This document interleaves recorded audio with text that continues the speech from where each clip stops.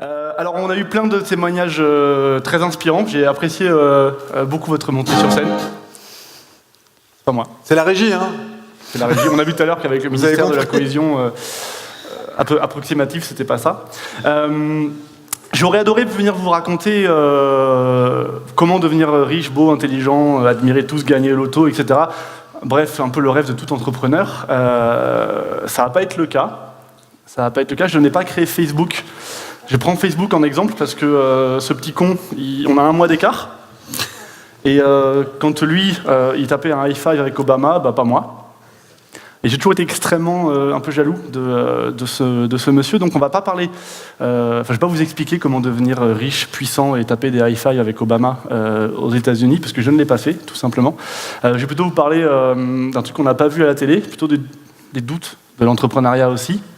Un peu mon histoire rapidement, et essayer de vous apporter des choses qui pourraient vous être utiles à ceux qui le sont déjà. J'ai rien à vous apprendre, j'imagine. C'est plutôt l'inverse, ceux qui ont envie de l'être. En revanche, peut-être un petit peu plus. Charline a dit beaucoup de choses aussi qui étaient très vraies. Mais voilà, j'ai essayé de vous apporter des choses un peu utiles en quelques minutes. Et d'abord, merci du coup de m'accueillir. Alors, 1 heure, c'est le temps qu'il m'a fallu pour me rendre compte que je voulais quitter le salariat.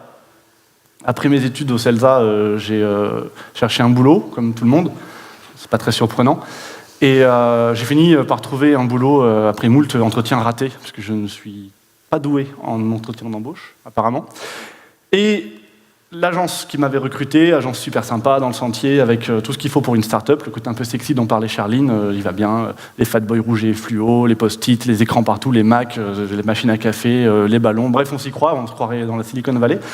Et à peine assis devant mon ordinateur, au bout d'1 heure, j'ai eu envie de partir immédiatement, parce que j'ai ressenti cette espèce de sensation étrange dont je parlais tout à l'heure à des étudiants, que vous connaissez tous, puisque vous l'avez connu, au moins à l'école, j'imagine. Vous êtes à la rentrée en septembre, après les vacances d'été. Là, vous êtes assis dans la classe et vous vous demandez « mais qu'est-ce que je fous là ?» Et ça vous prend là. Et cette sensation ne m'a pas quitté durant la première heure où j'étais en poste, elle ne m'a pas quitté pendant la première semaine, ce qui fait qu'au bout de 10 jours, j'ai dit à la patronne « salut ». Sauf que j'avais rien derrière, rien qui m'attendait.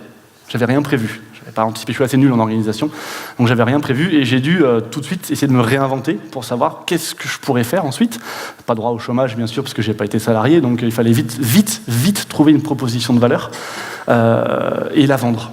Et dès lors que j'ai commencé à réfléchir à ces questions-là, qu'est-ce que je peux faire, j'imagine que vous êtes peut-être tous déjà passés par là, j'ai demandé conseil à des gens autour de moi. Ouais, qu'est-ce que je pourrais faire dans ma vie, je sais pas, vers quoi aller, quelle voie. Et les gens me conseillaient un peu toujours la même chose. T'as qu'à trouver ta passion. Ça, c'est l'allégorie de l'ami qui vous dit t'as qu'à trouver ta passion. Je sais pas si vous l'avez déjà sorti cette phrase. Quand vous êtes un peu perdu, trouve ta passion et tu n'auras pas l'impression de bosser un seul jour de ta vie, etc.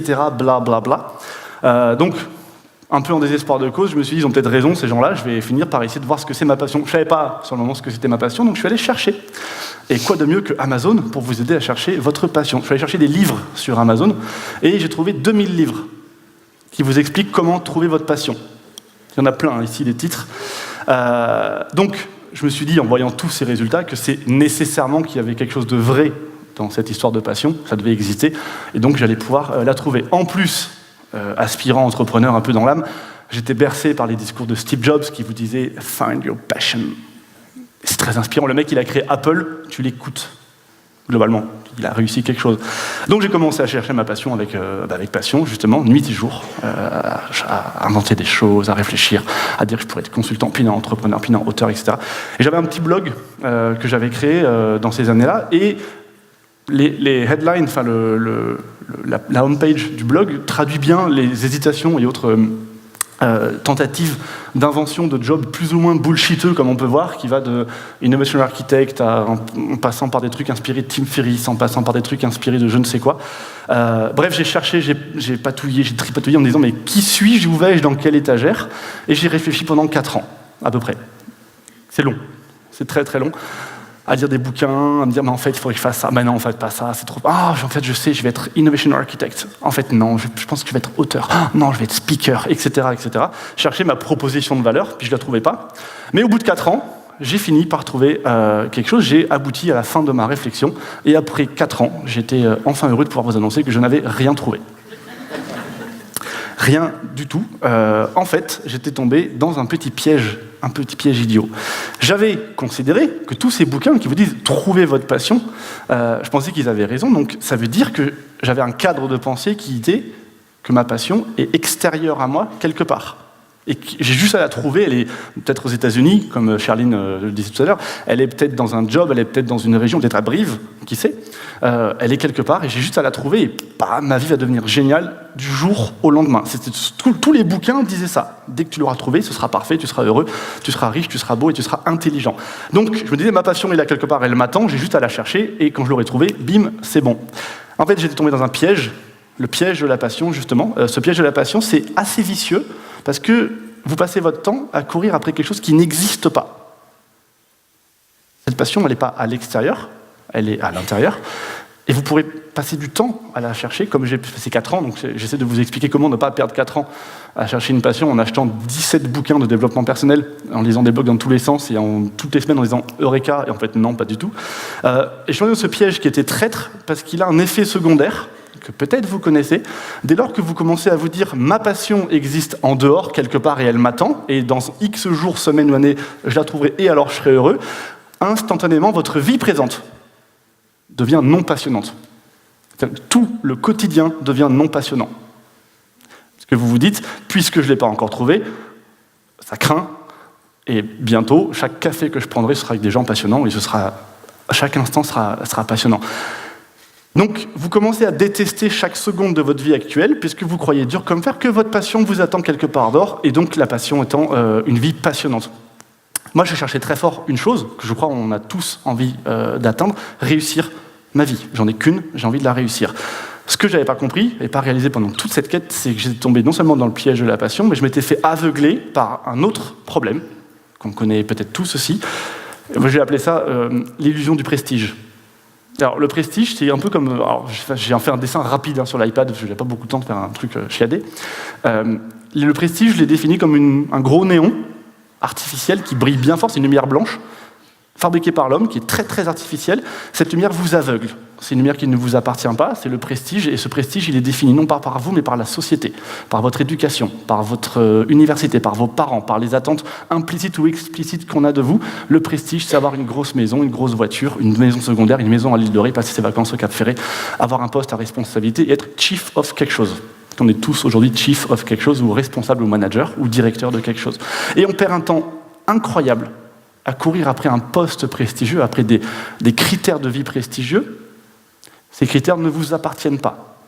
Ils sont ceux de la société, ce ne sont pas les vôtres. Mais ça, on ne s'en rend pas compte, on est aveuglé par ce truc-là, et on court derrière. Et pendant ce temps-là, on oublie qu'on gâche un temps incroyable, 4 ans en l'occurrence. Et ce temps, je n'avais pas compris sur le coup, c'est ce qu'il y a de plus précieux. Alors, certes, on connaît le pétrole, certes, on connaît l'or, mais il y a un truc qui est encore plus précieux que tout ça, c'est le temps dont vous disposez. Les minutes qu'on passe ensemble, vous ne pourrez jamais les racheter. Même si vous vendez votre boîte demain, vous ne pourrez jamais les racheter. Ça veut dire que le temps est la ressource non renouvelable la plus précieuse qui soit. Donc il faut faire très attention à cette ressource-là, il ne faut pas la gaspiller. À l'inverse, je ne sais pas si vous avez remarqué, quand vous êtes en train de faire un truc que vous kiffez, ça c'est l'allégorie de vous avez à l'intérieur une espèce de flamme qui brille. Et vous l'avez tous forcément vécu. Et j'espère que vous le vivez encore au quotidien. Et cette petite flamme, elle a un petit avantage, c'est qu'elle se voit dans les yeux de la personne qui kiffe ce qu'elle fait. Cette petite flamme, elle est contagieuse et elle éclaire à l'inverse. Le problème de ce gros néon du prestige, j'ai pris l'image d'un néon, c'est parce que ce néon, il est tellement puissant que quand il est allumé, et quand vous êtes en train de courir derrière comme une mouche derrière une lampe, vous voyez plus cette petite flamme-là, qui est la vôtre, qui est unique et qui est la vôtre, celle que vous devez impérativement garder en mémoire et en lumière pour réussir votre vie. Quand on parle de réussite, il y a un truc important qu'on oublie toujours, parce qu'on est aveuglé par le prestige, c'est de définir ce que signifie réussite pour vous, et non pas pour la société ou pour vos parents ou pour vos amis. Je dis ça, je me l'applique à 30%. Je suis toujours jaloux de Mark Zuckerberg. Il a créé Facebook et pas moi. Mais j'essaye de m'assagir chaque jour en me disant ma réussite, c'est peut-être l'équilibre vie privée, vie perso. C'est peut-être d'habiter à Brive et de faire du parapente sûrement Brive, et de faire du parapente dans les montagnes énormes qui sont ici autour de la ville. La réussite, et là vous me suivez, c'est de la logique. Pour essayer de la définir, ce que c'est que la réussite, j'ai proposé un critère universel qui n'est pas subjectif, qui soit vraiment universel, puisque le temps est ce que vous avez de plus précieux, vous êtes d'accord? Alors, le fait de ne pas gâcher du temps, c'est un bon critère de réussite. Autrement dit, en le définissant par la négative, l'ennui est un excellent critère pour mesurer si on a réussi ou pas sa vie. Quand vous vous ennuyez, vous gâchez du temps pur. Vous prenez du temps, un stock de temps, puis vous le jetez par la fenêtre. Et j'imagine que si vous aviez un sac d'or, vous ne le feriez pas. Et on le fait avec le temps. Et je vois trop de gens, notamment à Paris, dans le RER et les métros, qui ont la tronche le matin, des gens qui sont en train de jeter de l'or par la fenêtre, et ils se le font payer. Ils sont désespérés, ça se voit. C'est des clones dans le métro qui vont à la Défense. Vous connaissez la Défense? Un vrai plaisir. Et ils y vont le matin, ils y rentrent le soir, ils y retournent le matin. J'ai des potes à 27 ans ou 28 ans qui me disaient « vivement la retraite ».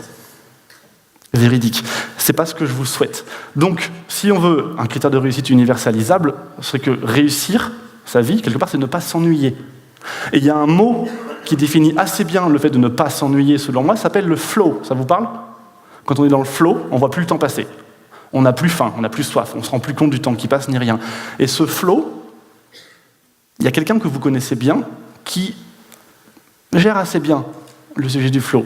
Vous l'avez en vous. Moi, je l'appelais mini-you. Vous avez tous un mini-you quelque part, vous avez été petit.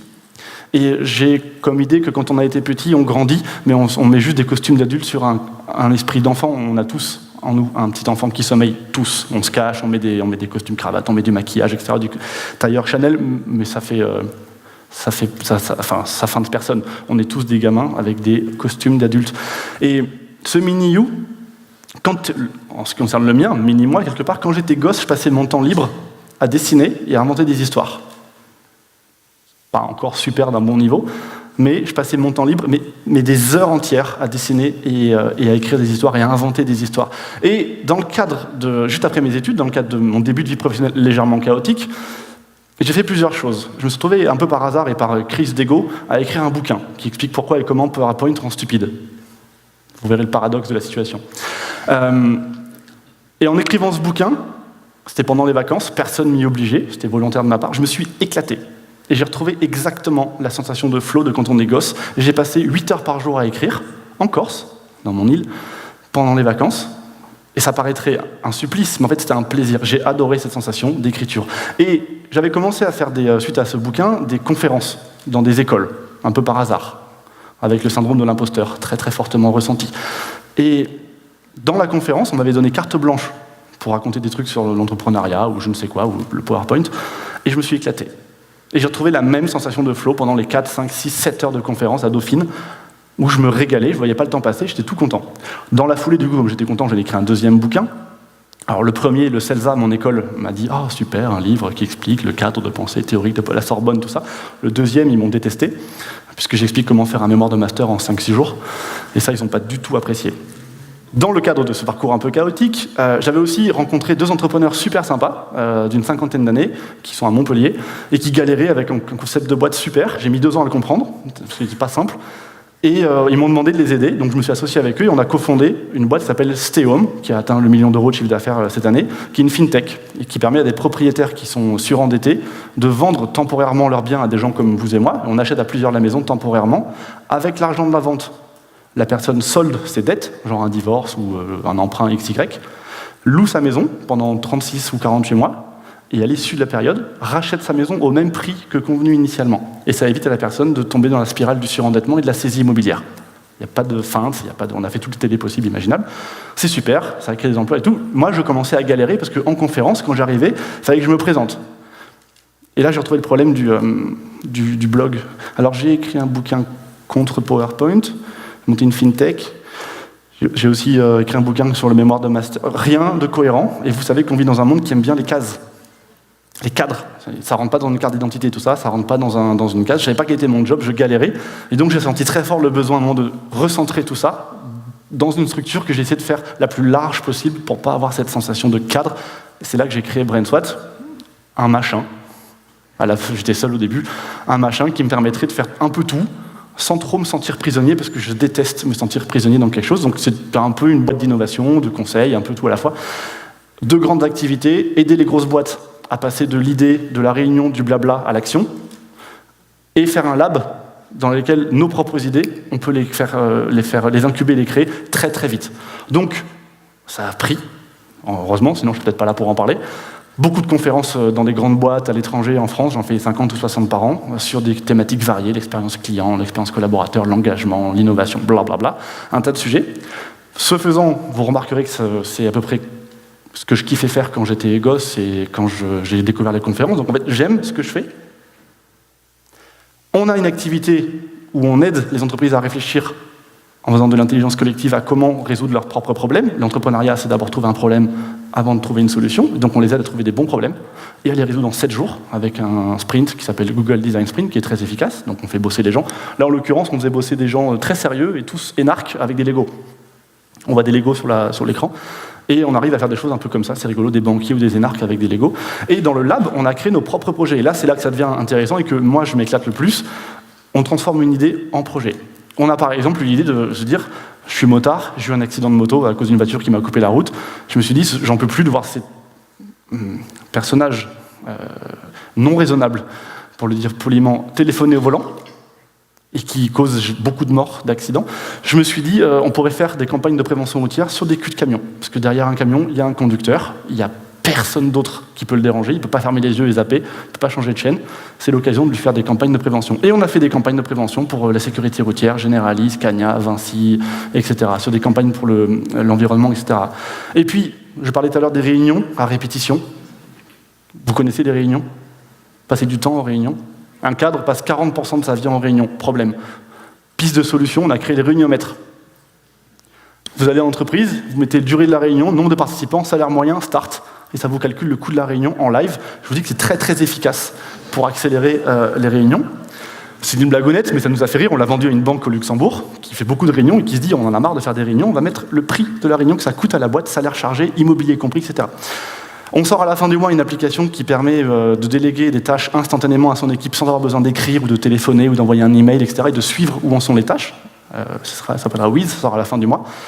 On a créé aussi une asso qui s'appelle Speaker for Us, à laquelle je tiens beaucoup, puisqu'elle s'attaque à un problème mondial, qui est la déforestation. Vous savez qu'on coupe 26 milliards d'arbres chaque année, et que si on replantait 26 milliards d'arbres, il n'y aurait pas de problème de réchauffement climatique. La nature a inventé un truc il y a très longtemps qui s'appelle la photosynthèse, qui stocke du carbone. C'est très bien fait, et nous on les coupe. Et après on s'étonne qu'il y en ait trop dans l'atmosphère. Donc la reforestation est un sujet qui me tient vraiment particulièrement à cœur, et Speaker for Us est une association qui fédère des speakers, dans laquelle Charline, bien sûr, va s'inscrire immédiatement après être partie.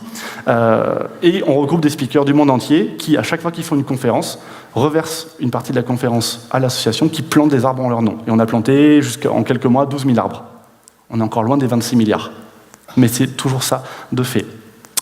Dans tout ça, il y a un point commun. Et là, on arrive à la partie humblement conseil.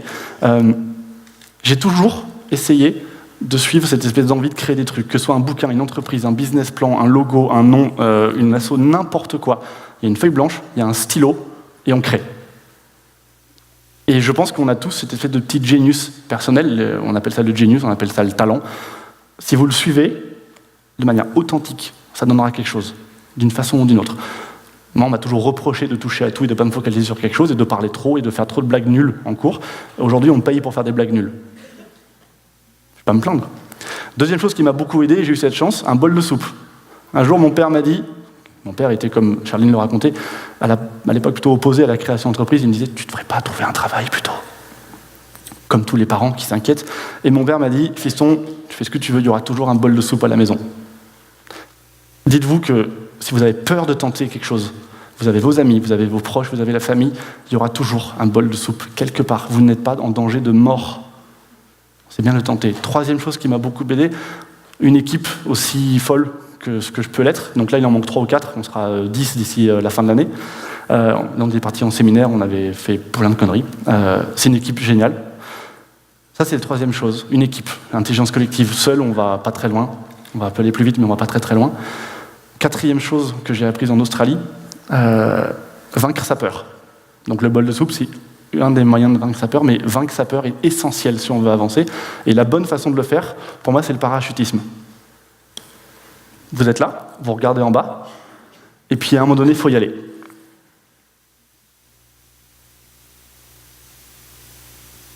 4000 mètres plus bas. Et donc j'ai fait une formation pour passer mon truc en chute libre. Et je vous jure que quand on met un parachute sur le dos et que sa vie dépend uniquement de sa capacité à tirer un truc pour sortir le parachute, il y a le cœur qui bat fort dans l'avion avant. Et bien qu'une fois qu'on a fait ça, faire une présentation devant des gens, lever des fonds, tenter, c'est pas grave. Le parachute, c'est le seul sport où on ne peut pas se planter. Pour tout le reste, vous pouvez vous rattraper. Sur ce sujet, il y a une phrase que j'aime beaucoup, que je pense qu'il n'est pas assez dite, qui explique pourquoi tant de gens rêvent de créer leur boîte et si peu de gens le font. La liberté signifie la responsabilité. Et c'est pourquoi la plupart des gens la craignent. On préfère sacrifier sa liberté, et comme ça on n'est pas responsable. Et on se met dans une posture, comme disait Charline, on demande à son entreprise une augmentation, des vacances, un ticket resto. Et on a une relation parent-enfant. Et pour dépasser ça, il n'y a pas d'autre solution que d'être responsable de soi et de son échec ou de ses réussites. C'est très douloureux, ça fait très peur, mais c'est comme le parachutisme, sauf qu'on peut se planter. Il faut sauter de l'avion à un moment donné ou à un autre. Donc, tout ça pourquoi ? Tout ça pour essayer maintenant de rentrer dans la partie qu'est-ce que vous, aujourd'hui, si vous voulez créer une boîte, qu'est-ce que je pourrais essayer de vous transmettre très humblement avec ma toute petite expérience. On vit une période formidable, comme vous l'avez peut-être remarqué, dans laquelle le coût de l'information, et ça c'est parfaitement inédit dans l'histoire de l'humanité, le coût de l'information n'a cessé de descendre. Des tablettes sumériennes qui coûtaient quand même une blinde à fabriquer et qui étaient compliquées à partager. Wikipédia sur une tablette sumérienne en argile, c'est compliqué à partager. On a inventé l'imprimerie. C'est quand même plus pratique et ça coûte moins cher de produire de l'information. Ça a permis la naissance des universités, le développement du savoir, etc. Je fais un raccourci dans le temps. Internet. Vous voyez que le coût de l'information n'a cessé de diminuer. Aujourd'hui, vous pouvez produire un blog pour 0 €. Donc partager de l'information pour 0 €. Un paysan du Sri Lanka, avec son mobile, il a accès à autant d'informations qu'un physicien du MIT. Ça n'est jamais arrivé dans l'histoire de l'humanité. Et donc, le corollaire, c'est qu'il n'y a jamais eu autant d'informations qui ont été produites par l'humanité. On produit aujourd'hui, chaque jour, autant de bits d'informations qu'on a produit depuis le début de l'histoire de l'homme jusqu'à la fin du XXe siècle. Chaque jour. C'est monstrueux ce qu'on produit. Le pétrole, qui a gouverné le monde pendant longtemps, a été remplacé par cette fameuse data, dont vous avez entendu parler, big data, smart data, etc. Cette data, c'est tout ce qu'on produit quand vous envoyez des SMS avec des photos de chatons à vos amis, c'est de la data. Quand on envoie un rapport, c'est de la data. On génère de la data sur tout et pour tout vos voitures, mesure votre position, c'est de la data. Pour bien comprendre et bien illustrer, et je m'adresse aux financiers de la salle qu'on a changé d'époque, vous avez 2 cours de bourse comparés. En noir, vous avez ExxonMobil, en bleu, vous avez Apple. Avant, il y avait l'époque sans Internet, puis ensuite, il y a eu l'époque d'Internet. Et Apple, aujourd'hui, a dépassé les 1000 milliards de capitalisation. En 2016, on a créé collectivement 4 Zeta-octets de data. C'est beaucoup. C'est un 4 suivi de 21 0. Pour vous donner une idée de ce que ça représente, revenons un peu dans l'histoire de la création du monde, il y a 4 milliards d'années, création du système solaire et tout ça. 800 millions d'années, c'est le temps qu'il a fallu pour passer des eucaryotes à Trump. C'est long. Sorte de retour en arrière, mais c'est long. C'est 800 millions d'années. Entre-temps, il y a eu des dinosaures qui sont apparus, qui ont disparu, etc. Et bien, 4 zeta-octets, c'est une playlist iTunes qui fait 800 millions d'années. Voilà ce qu'on a produit collectivement l'année dernière, en 2016. En 2025, on va produire 163 zeta-octets. Ça représente 33 milliards d'années de musique. Vous prenez un CD, il fait 3 fois l'âge de l'univers. Si on convertit cette data en livre, c'est un livre qui fait 1 année-lumière d'épaisseur. C'est monstrueux. Et dans ce monde-là, beaucoup de data qui sont produites. Deuxième chose, comme l'information est transmise instantanément, tout devient plus rapide. Et comme tout devient plus rapide, une phrase qui le résume bien, c'est de Rupert Murdoch, ce ne sont plus les gros qui mangent les petits, c'est les rapides qui mangent les plus lents. Aujourd'hui, il faut que vous soyez rapide. Charline parlait du timing, le time to market. Ça doit aller vite, vite, vite, et vite, parce que quelqu'un va le faire à votre place. Un exemple qui illustre ça, c'est des étudiants américains qui sont dit un matin, un soir plutôt bourrés, tiens, si on faisait un jeu de cartes complètement débile avec des chatons qui explosent. Ça aurait pu rester une idée, sauf qu'il y avait Kickstarter, plateforme de financement participatif. L'idée est transformée en projet d'entreprise, ils ont demandé des financements, ils ont levé 10 000 $ en 7 minutes. Le lendemain, ils étaient millionnaires. Voilà vos concurrents aujourd'hui, il ne faut pas attendre, il faut y aller tout de suite. Et donc, c'est un peu une façon d'expliquer que le monde dans lequel on est rentré aujourd'hui, nos dirigeants, et même moi qui suis génération Y, commence à être un peu largué, ça va trop vite. Chaque quinzaine, il y a une nouvelle technologie qui apparaît, blockchain, changement de paradigme, numérisation, big data, smart data, IA, etc., etc. On ne comprend rien, le monde dans lequel on est rentré est parfaitement incertain. Quelqu'un qui vous dira ce que sera le monde dans 5 ans est un escroc. Il n'y a pas d'autre mot. Qu'est-ce que vous pouvez faire donc face à tout ça? Et là, je vais tenter de faire tout ça en 10 minutes. Alors, il y a deux options. Face à ce monde qui change, donc vitesse et data, il y a deux options. Rien. Vous ne serez pas les seuls. La moitié des PME françaises s'en cognent. La CCI de Paris Affinitude, les PME françaises n'ont entrepris aucune stratégie d'innovation ou de transformation dans les 10 dernières années. Pas grave. Deuxième choix, sauter, agir, aller dans l'action. Je vais essayer de vous résumer quelques points qui me paraissent essentiels. Il y en a 50 000, bien évidemment, mais quelques points qui peuvent me paraître essentiels après des années à rencontrer des patrons d'entreprise du CAC 40, du Luxembourg, de Dubaï, etc. Tous des boîtes un peu importantes. Ils ont tous des traits en commun. J'essaie de résumer tout ça. Première chose, vous devez structurer votre boîte pour l'innovation. Et votre boîte, ça peut être vous, une personne. Ce que je vais dire est valable pour une boîte de 300 personnes comme une seule personne. Et une étude a été très bien faite par Alain Bloch, le patron d'HEC Entrepreneur, qui a étudié pourquoi et comment des entreprises arrivent à résister à tout et à vivre 300 ans, 200 ans, 150 ans, des changements de régime, des changements techniques. Elles sont toujours là. Elles sont en fait conçues sur un modèle assez simple, facile à retenir, une fusée. Vous connaissez une fusée, il y a 3 étages. Premier étage, deuxième étage, troisième étage. Une entreprise résiliente, elle est conçue de la même manière. Et ça peut être aussi votre semaine de travail. Vous avez 60% de votre chiffre d'affaires qui provient du core business. C'est votre vache à lait. Vous vendez un truc, c'est 60% du chiffre d'affaires, ce n'est que 20% de la croissance. Dans la fusée, c'est le premier étage, le plus massif, le plus puissant, celui qui arrache la fusée du sol. Ce premier étage, il porte le deuxième étage, le new business. Le new business, c'est ce que vous allez vendre demain. Et là, vous testez avec des nouveaux clients, une nouvelle offre, une nouvelle façon de faire, etc. Ça représente 15% du CA, ça représente 60% de la croissance. Dans la fusée, c'est lui qui accélère la fusée une fois qu'elle a quitté le sol et qui la met gentiment sur orbite. Donc c'est le moteur de la croissance, c'est le deuxième étage. Dans votre semaine de travail, ça peut être par exemple 15% de votre temps, ça peut être un jeudi, consacré à qu'est-ce que je vais vendre demain. C'est pour ne pas garder les nez sur le guidon. Troisième étage, le lab. On a tous un lab, enfin souvent on a un lab. Le lab, il n'est pas là pour faire du chiffre d'affaires, il est là pour préparer le business après-demain. Donc il y a business d'aujourd'hui, business de demain, business d'après-demain. Il représente une partie pas très importante du chiffre d'affaires, pas très importante de la croissance, mais c'est lui qui prépare le business d'après-demain. Ce qui est intéressant, c'est qu'une fois que vous avez réussi à structurer comme ça, vous avez un mouvement descendant. Une nouvelle idée dans le lab, 1 sur 10 va descendre au new business, avec des gens qui sont câblés pour tenter du new business, et vous allez la faire 1 fois, puis 2 fois, puis 3 fois, puis 4 fois, 10 fois, et ça tombe dans le core business. Et vous avez, à cette condition, un mouvement vertical, c'était la seule slide un peu ringarde d'animation. Lab, new business, core business. Si vous êtes à votre compte, ça peut être du lundi au jeudi, je m'occupe de mes clients actuels, je m'occupe du premier étage, essentiel pour porter les autres.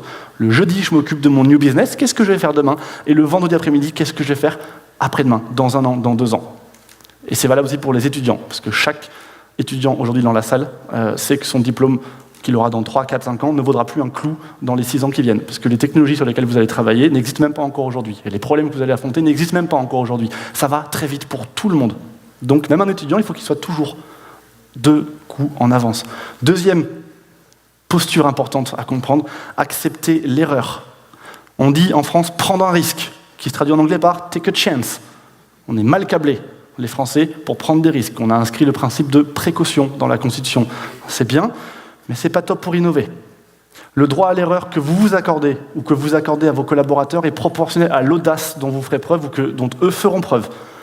Vous n'avez pas appris à marcher du premier coup. Imaginez à votre gamin, si vous dites « tu vas te lever, tu vas marcher, tu trébuches, je t'en mets 2 ». Il ne va même pas essayer de marcher. Donc un collaborateur, c'est pareil, il faut qu'il puisse essayer. Je n'ai pas le temps de vous le montrer, mais il y a un film de SpaceX qui est absolument génial, qui est sur Internet, où c'est une entreprise quand même, SpaceX, qui explique comment planter des lanceurs spatiaux à 60 millions de dollars. Et ils montrent toutes les erreurs qu'ils ont faites, tous les calculs de trajectoire ratés, tous les pannes de carburant à 2 mètres de l'atterrisseur, toutes les explosions qu'ils ont eues, genre celle-là qui est assez belle, 60 millions de dollars. Je connais aucune boîte française qui aurait pu faire un film en disant « voilà comment on s'est bien planté ». Sauf que ces échecs nous ont conduit à pouvoir faire revenir un morceau de fusée sur une barge dans le Pacifique et à devenir en 10 ans le premier lanceur spatial du monde, qui est un secteur assez compliqué à attaquer. Troisième Vraiment conseil, pour le coup très important, sur lequel je travaille beaucoup, commencez avec le pourquoi, le purpose. Vous connaissez peut-être le TED de Simon Sinek, Start with Why, si ce n'est pas le cas, allez le regarder tout de suite, vous gagnerez beaucoup de temps. Je ne peux pas le faire de manière... j'ai pas le temps de vous l'expliquer, mais il est absolument intéressant. L'être humain a besoin toujours, dans quoi qu'il fasse, de comprendre pourquoi il fait quelque chose. Et si vous commencez par expliquer pourquoi, alors le comment et le quoi s'enchaîneront logiquement. Si vous commencez par le quoi, ça ne marchera pas. Vous pouvez très bien me dire ce que vous faites dans la vie, un peu moins comment vous le faites, et très peu pourquoi vous le faites.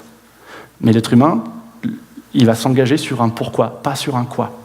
C'est ce qui explique pourquoi Apple a réussi à côté d'un Microsoft, par exemple.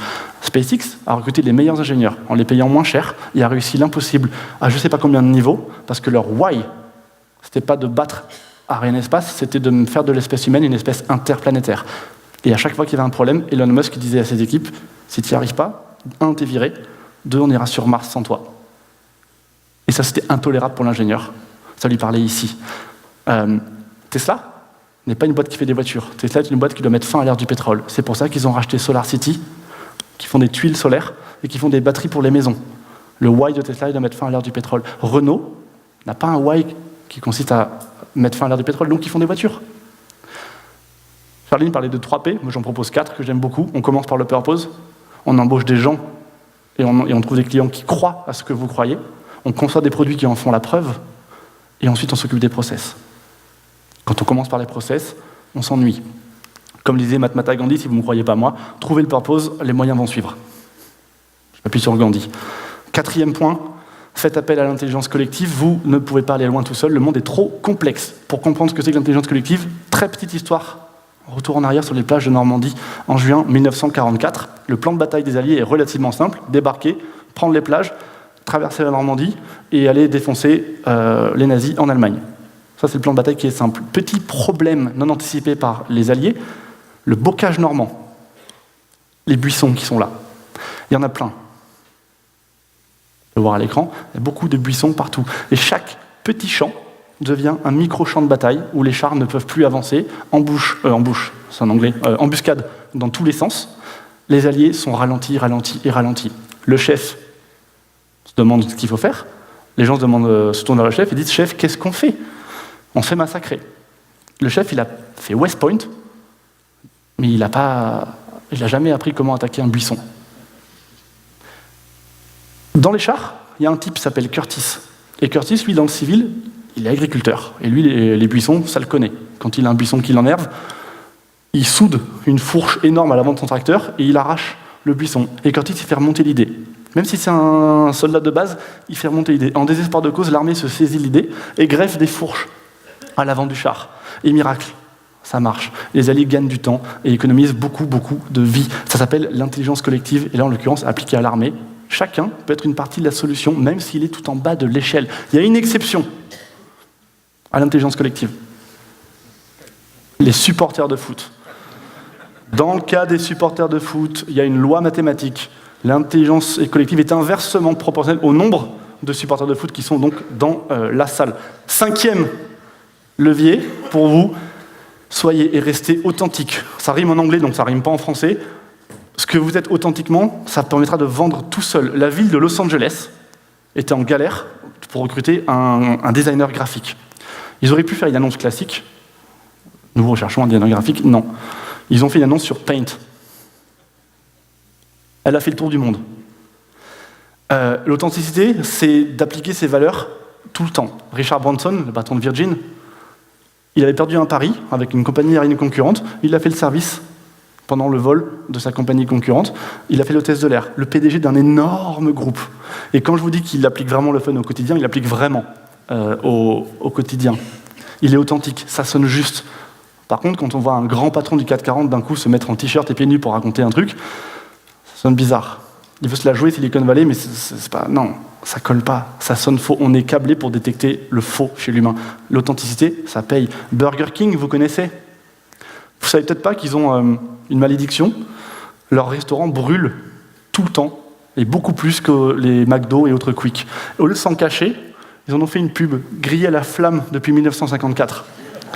Et l'année dernière, ils ont remporté le prix du jury à Cannes, dans les festivals de pub, parce qu'ils ont eu le courage d'être authentiques. Authenticité, c'est courageux, mais ça paye.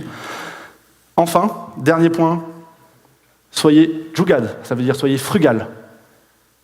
Faire moins, faire plus avec moins. Cherchez à faire moins. Le monde dans lequel on vit est fatigué. On est 7 milliards, on va être bientôt 9 milliards. Le capitalisme a montré ses limites. On ne peut pas continuer à produire plus, consommer plus, vendre plus, en étant de plus en plus nombreux. On voit les résultats. Donc il va falloir commencer à penser à faire plus avec moins. Cherchez pas à faire plus, cherchez à faire moins. Là est l'avenir. Le jugad, c'est très con. Au lieu de racheter une horloge, vous écrivez les chiffres sur le mur avec un stylo. C'est de penser un petit peu différemment, d'inverser la logique du capitalisme et de dire comment je fais de la récup. Google, France, a vendu 5 millions de paires de lunettes en carton, juste pour se foutre de la gueule de Facebook qui a racheté 2 milliards Oculus Rift.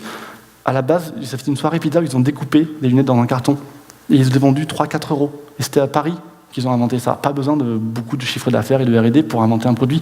Du carton, une pizza, des ciseaux, ça a suffi. Donc le jugad, c'est vraiment un état d'esprit qui consiste à faire plus avec moins. Et je vous invite, quels que soient vos éventuels projets d'entreprise, d'une part à planter des arbres, et d'autre part à penser à faire plus avec moins. Toute entreprise qui aujourd'hui va vouloir faire plus avec plus est vouée à l'échec. Parce que la Terre est une ressource finie sur un espace fini. Et pour conclure, histoire d'être optimiste, je vous en conjure, faites quelque chose. Parce que c'est la meilleure expérience de vie possible de monter sa boîte, et je pense que les entrepreneurs ici ne me contrediront pas. C'est un MBA à peu près par semaine que vous apprendrez en négo, en développement, en commercial, en juridique, en comptable, en financier. Vous apprendrez à gérer absolument tout. Vous apprendrez beaucoup sur vous, beaucoup à gérer vos échecs et vos claques. Et surtout, vous découvrirez que la vie, la vraie vie, elle commence en dehors de sa zone de confort. Le confort, c'est bien, mais ensuite, c'est une prison. Sortez-en légèrement tous les jours. Et agrandissez cette zone de confort, et la vraie vie, elle va commencer ici. Et là, je m'adresse à tous les gens qui veulent créer leur boîte, sauter de l'avion. Sur ce, je vous remercie.